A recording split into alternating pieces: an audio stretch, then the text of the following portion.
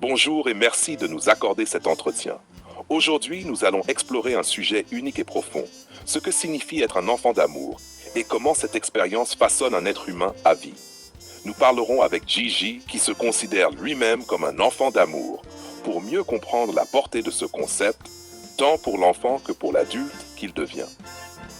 Questions et réponses. Pouvez-vous nous expliquer ce que signifie être un enfant d'amour? Merci pour cette question. Être un enfant d'amour, c'est d'abord être né parce qu'on a été voulu, attendu et accueilli dans l'amour véritable.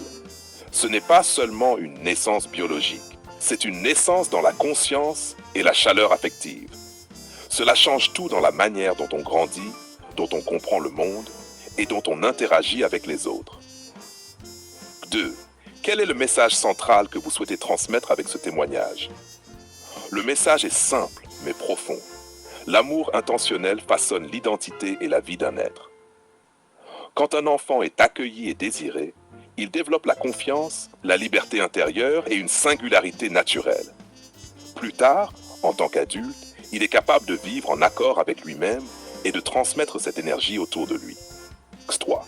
Que l'amour apporte-t-il concrètement à l'enfant et à l'adulte? J. L'enfant, l'amour apporte sécurité, confiance, curiosité et créativité. Il apprend à explorer le monde sans peur et à se développer en accord avec sa propre identité. À l'adulte, cet amour devient authenticité, résilience et capacité à comprendre et aimer profondément les autres. C'est un cercle vertueux. L'amour reçu se transforme en force pour soi et pour les autres. 4. Comment un adulte façonné par un tel amour se distingue-t-il? Cet adulte est hors catégorie. Il vit selon ses valeurs et sa vérité, sans se conformer aux normes ou aux attentes extérieures. Il agit avec cohérence et maîtrise et inspire ou élève ceux qui l'entourent. Sa singularité n'est pas arrogante, elle est naturelle et il sait transmettre cette lumière à son entourage, notamment à ses enfants. 5. Est-ce que vous pensez que cet amour reçu influence la manière dont vous pourriez élever vos propres enfants? Absolument.